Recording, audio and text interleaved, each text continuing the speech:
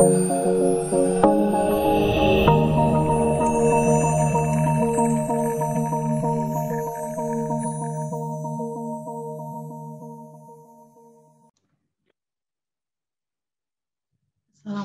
warahmatullahi wabarakatuh.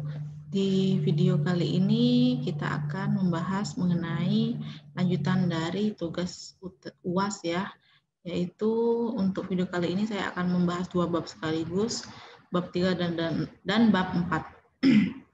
Untuk bab 3 ini merupakan bab identifikasi dan rencana pengujian. Nah, apa aja isi dari bab 3 ini ya? Jadi bagian bab 3 ini dapat berisi tabel yang memuat identifikasi dan rencana pengujian terhadap sistem. Di bawah ini ada bentuk tabelnya ya, di mana ada beberapa kolom di sini. Yang pertama ada objek atau use case, kasus, teknik, hasil, user atau aktor ya, dan yang terakhir itu ada jadwal. Nah, objek atau use case ini berisi apa kolomnya? Jadi sesuai dengan namanya, di kolom objek atau use case ini berisi nama use case dari sistem kalian ya, dari sistem yang akan kalian uji.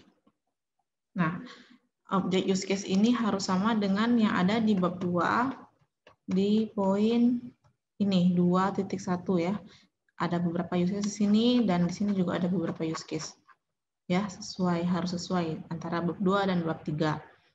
Misalnya contohnya di sini ada objek use case data mahasiswa. Kemudian di kasusnya untuk apa? Untuk view data mahasiswa, insert data mahasiswa, kemudian edit dan delete data mahasiswa ya.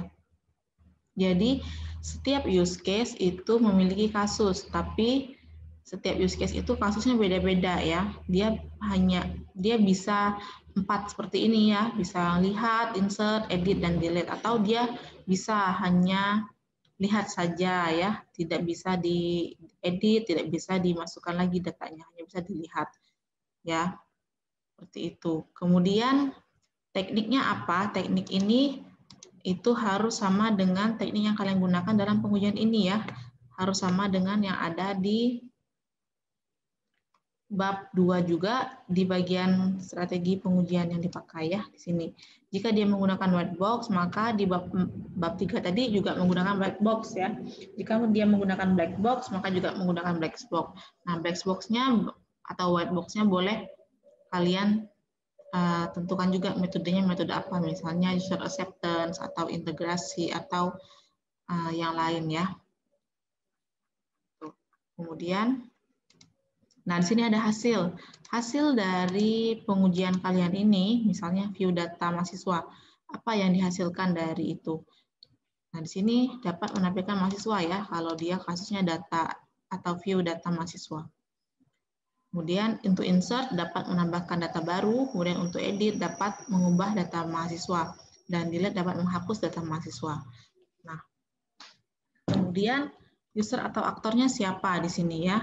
Kalian jelaskan misalnya jika data mahasiswa ini dapat dilihat oleh siapa saja. Misalnya dia ada 2 atau 3 user atau aktor di dalam use case kalian yang ada di atas ya. Misalnya dia ada mahasiswa atau dosen.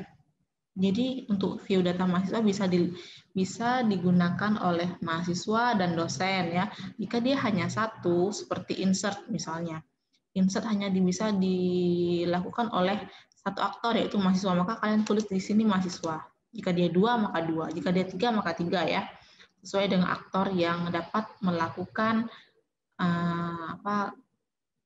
dapat menggunakan menu-menu di dalam use case itu ya. Begitu seterusnya.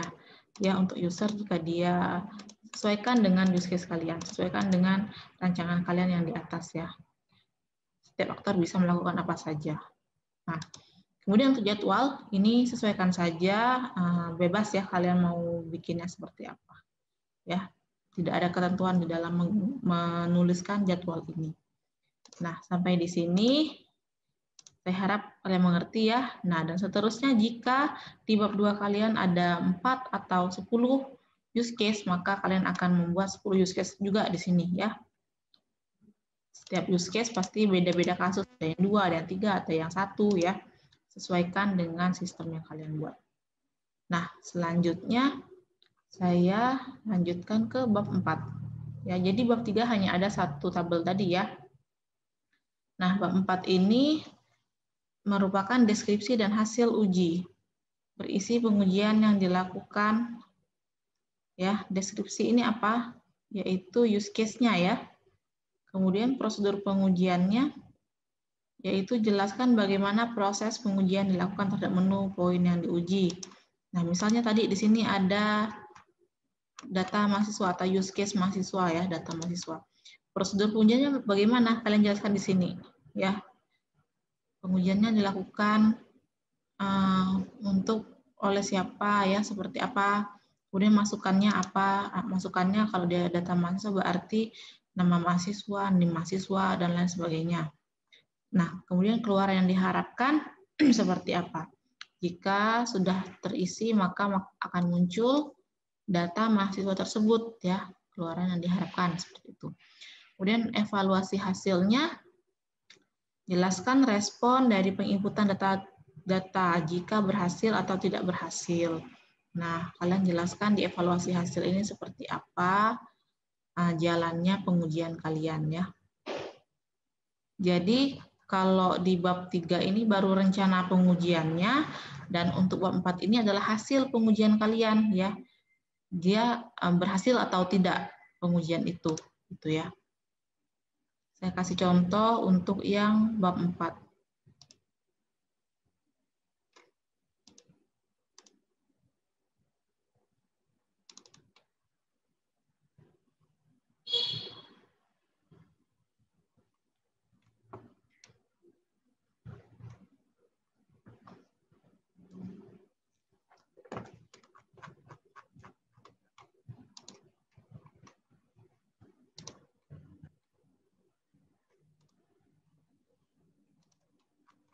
Ini untuk bab 4 ya. Saya kasih contoh sedikit, contoh penulisannya. Nah, di sini ada deskripsi. Pengujian login admin. Prosedurnya masukkan username dan password admin. Masukannya apa? Username dan password. Kemudian keluaran yang diharapkan tidak ada message box untuk keberhasilan login. Kemudian kriteria evaluasi hasilnya atau hasil dari pengujian ini tadi, yaitu apabila ada text field data yang tidak diisi, maka akan ada perintah harap diisi semua. Ya, seperti itu ya. Jadi misalnya kan hasil dari login ya. Hasilnya seperti ini. Jika dia tidak berhasil, maka kalau dia berhasil maka dia akan muncul ke menu utama seperti itu. Kalian jelaskan di sini agak sedikit kurang. Jika dia berhasilnya seperti apa ya, kalian tambahkan sedetail mungkin ya, sesuai dengan sistem yang kalian buat ya, yang kalian uji. Oke, saya pikir cukup penjelasan dari saya mengenai bab 3 dan bab 4. Semoga kalian dapat mengerti. Selamat mengerjakan, sukses untuk UAS-nya.